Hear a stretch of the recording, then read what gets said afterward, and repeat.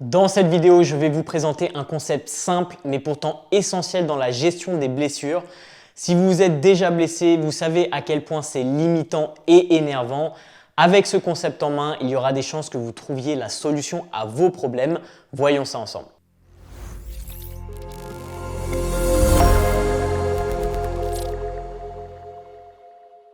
Quand quelque chose ne va pas, qu'on est blessé, qu'on a mal quelque part, on aime bien savoir pourquoi et c'est normal. On veut rationaliser le problème pour comprendre ce qui nous arrive et surtout pour éviter que cela se reproduise dans le futur. Si on trouve la cause initiale, on trouve la solution à notre problème et dans le cadre d'une blessure, cela se résume souvent à une simple équation charge versus capacité. Je vais d'abord vous expliquer ce concept et ensuite je vous expliquerai comment le mettre en pratique à la fin de cette vidéo. Je poste une nouvelle vidéo chaque semaine, donc si vous voulez du contenu de qualité, sourcé, n'oubliez pas de vous abonner.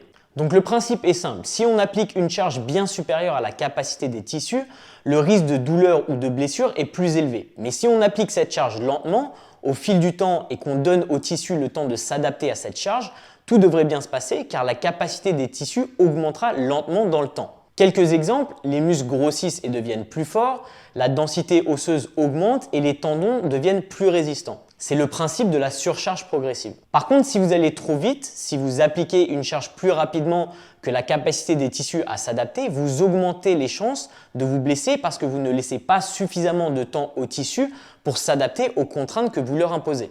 Petit exemple, vous laissez tomber un disque de 20 kg sur votre pied, la charge est bien supérieure à la capacité de votre pied et elle est appliquée brusquement. Votre pied n'a pas le temps de s'adapter et vous vous cassez le pied.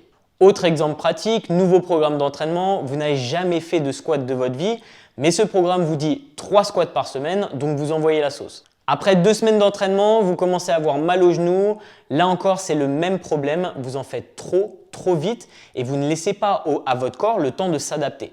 Je ne dis pas que personne ne peut s'adapter aussi rapidement, ce que je dis c'est que si vous avez un problème, en voici sans doute la cause. Alors oui, ces deux exemples sont différents en pratique, mais en théorie, ils restent extrêmement similaires.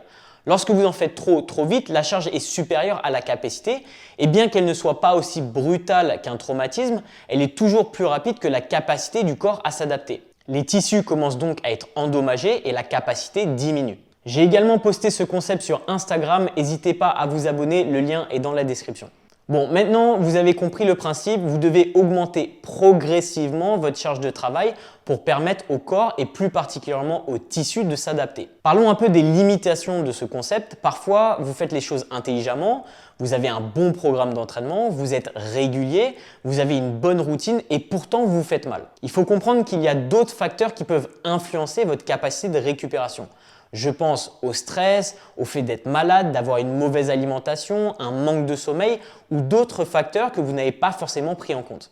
Ces facteurs vont réduire votre capacité à récupérer entre chaque entraînement et donc votre capacité globale va diminuer. Cette capacité réduite nous rend également plus vulnérables aux blessures. En plus de ça, il y a le côté psychologique qui peut aussi avoir son influence sur votre capacité de récupération et sur votre perception de la douleur. On a beaucoup de recherches qui nous montrent que la douleur peut être influencée par nos croyances, nos attentes, nos expériences passées et d'autres événements de notre vie. Le simple fait de s'être blessé une première fois peut vous impacter psychologiquement et vous laisser avec la peur de vous blesser à nouveau. À ça peut s'ajouter le fait que malheureusement, de nombreuses personnes s'entendent dire que leur douleur est due à des anomalies biomécaniques telles que des asymétries dans leurs anatomies ou qu'elles ne sont pas capables de bouger correctement. Les classiques, c'est tu as une scoliose, c'est normal d'avoir mal, ta jambe est plus courte que l'autre, tu as les pieds plats, tes fessiers ne s'activent pas et j'en passe. La réalité, c'est que personne n'est totalement symétrique, que vous bougez en fonction de vos capacités et que mon squat ne sera jamais identique à celui de Liu Jiajun. Oui, certaines variations biomécaniques peuvent entraîner des contraintes plus élevées sur certains tissus, mais ça ne veut pas dire que le corps ne peut pas s'adapter et surtout ça ne veut pas dire que vous allez avoir mal ou que vous allez vous blesser. If it ain't broke, don't fix it. Le corps est une fantastique machine qui cherche toujours à s'adapter. Il suffit de regarder les Jeux paralympiques pour se rendre compte que nous sommes capables d'atteindre des niveaux de performance extrêmement élevés tout en présentant des asymétries et des compensations massives, à partir du moment où on donne suffisamment de temps au corps pour s'adapter. Gardez tout ça à l'esprit lorsque vous réfléchissez à la cause réelle de vos blessures.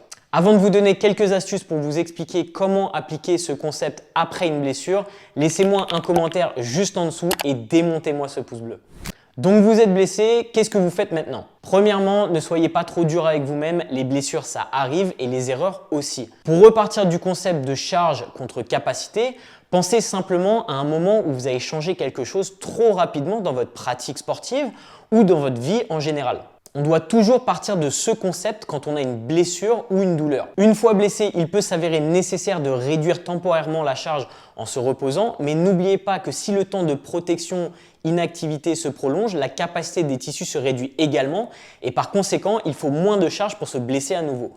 Donc l'inactivité n'est pas la solution, mettez en place une récupération active qui vous permet de bouger sans douleur.